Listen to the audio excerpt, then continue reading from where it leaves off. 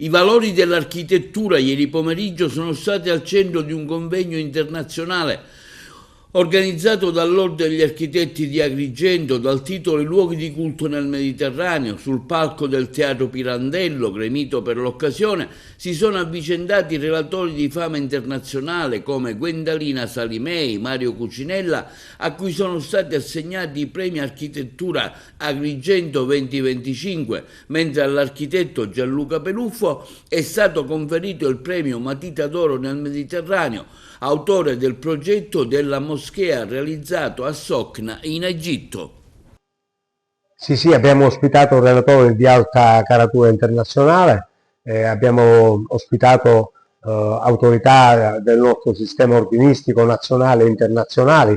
È stata una giornata in cui abbiamo celebrato l'architettura quale linguaggio universale di confronto tra i popoli, in grado di superare quelle divergenze politiche, culturali, alcune volte anche religiose, che spesso alimentano, sempre più spesso alimentano tensioni e conflitti nel mondo, come quelli drammatici che stanno vivendo i popoli dell'Ucraina e della striscia di Gaza. Il tema che abbiamo scelto è quello dei luoghi di culto, ed è certamente azzeccato rispetto a questa tematica, e oggi con tutti questi contributi su questo tema noi di fatto offriamo alla città di Agrigento l'opportunità di essere per un giorno una finestra, di fruire di una finestra internazionale sul proprio ruolo di cerniera euro-mediterranea, quantomeno dal punto di vista culturale. Il problema è che noi vorremmo che la città di Agrigento si dotasse di tutte le infrastrutture necessarie affinché questo ruolo lo potesse recitare non soltanto dal punto di vista culturale, ma anche da quello di vista economico e commerciale. Per far questo ci vogliono i porti, ci vogliono le strutture, ci vogliono gli aeroporti, quindi diciamo che oggi un passo importante che deve essere completato poi con una strategia di potenziamento del territorio e di valorizzazione del territorio della nostra terra. Il Presidente nazionale le ha svolto i complimenti per il tema del concorso CETO. Certo, per partire, per valorizzare l'architettura da questo punto di vista, no? Come linguaggio universale di confronto tra i popoli, per superare le divergenze, proprio il tema degli edifici di culto è proprio centrato. Poi, se vogliamo, noi abbiamo fatto pure il concorso di progettazione sulle chiese, sulle sinagoghe, sulle moschee, e quindi diciamo questo ha di fatto creato un dialogo, un confronto tra le varie culture del Mediterraneo, che poi ricordiamoci è la vera culla del linguaggio architettonico mondiale, il Mediterraneo. Quindi, ad esempio, ha vinto il premio Matita d'Oro del Mediterraneo un italiano, Gianluca Peluffo, ma con un progetto che riguarda una moschea, non una chiesa, una moschea realizzata in Egitto, a Socna. Quindi ecco come viene fuori la trasversalità dell'architettura che noi abbiamo voluto evidenziare con il nostro evento. Presidente, nel corso del convegno sono stati consegnati diversi premi, tra cui quello della Matita d'Oro, ma anche altri riconoscimenti. Sì, innanzitutto è stato riconosciuto, consegnato a Gwendalina Salimei il premio Agrigento 2025 per l'architettura costiera, mentre all'architetto Mario Cucinella è stato riconosciuto il premio sempre Agrigento 2025 per l'architettura sostenibile.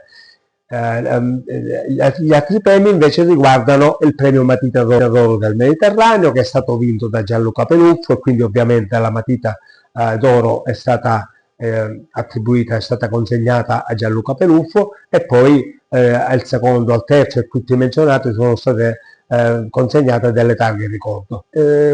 Dunque, intanto un grande onore ovviamente questo premio. Credo che sia il lavoro sugli spazi religiosi sia uno dei temi più interessanti e più direttamente collegati a quello che è il cuore del nostro mestiere, che è quello di creare le connessioni fra il sentire individuale e la collettività. Ed è chiaro che dentro un tema di culto e di religione e di credo, quindi questa connessione sia un tema davvero stimolante e anche difficile. Io ho avuto la fortuna di essere incaricato dai nostri clienti di religione musulmana all'interno di un progetto di una città di costruire questa moschea. Loro ci hanno dato grande fiducia. Questo credo perché da una parte per una questione di cultura del popolo egiziano, di grande apertura e di grande interesse verso la cultura mediterranea, quindi la cultura italiana anche, ma anche perché la loro idea era quella di ricercare qualcosa che non fosse una modalità, come dire, dentro un percorso già conosciuto. Quindi la sperimentazione credo che fosse uno degli aspetti che loro desideravano di più provare con questo progetto. E quindi è stata un'esperienza, ed è un'esperienza molto, molto interessante, molto arricchente. Devo dire che ero molto curiosa di venire a Agrigento perché era un po' di anni che non venivo qui e quindi diciamo vedere la città della Valle dei Templi, ma insomma tutta la sua storia mi ha fatto molto piacere. E poi è interessante perché comunque il tema degli edifici di culto a me interessa molto, il Mediterraneo, questo rapporto tra i popoli, anche tra le religioni diverse che in questo momento ahimè è anche molto diciamo attuale, ma lo è sempre stato tutto sommato, quindi queste tre religioni monoteiste che nascono allo stesso ceppo e nascono diciamo nello stesso luogo, Gerusalemme, ma poi in qualche modo hanno delle storie diverse e quindi è interessante che noi architetti ce ne occupiamo, io dico sempre un po' l'architettura potrebbe diventare anche un tema del linguaggio di pace, come dicevo, ovvero cercare attraverso l'architettura insomma, di integrare le conoscenze reciproche affinché non ci siano poi dei conflitti, perché poi il conflitto è sempre non conoscenza, cioè è sempre in qualche modo un'idea dell'altro, no? Sbagliata e anche forse preordinata.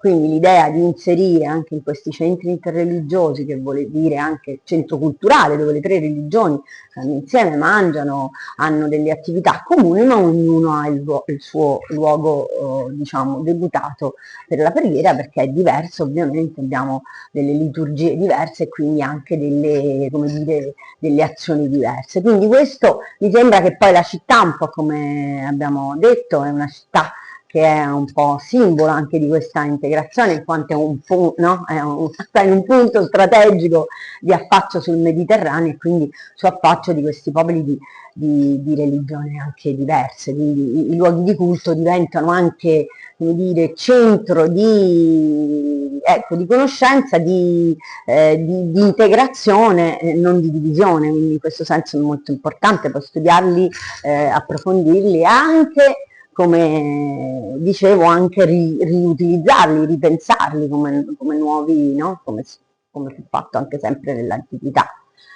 che diciamo i luoghi di culto poi vengono usati in modo diverso, vengono riutilizzati e vengono anche ripensati, no? Anche per altre forme di cultura, tanto la radice è la stessa.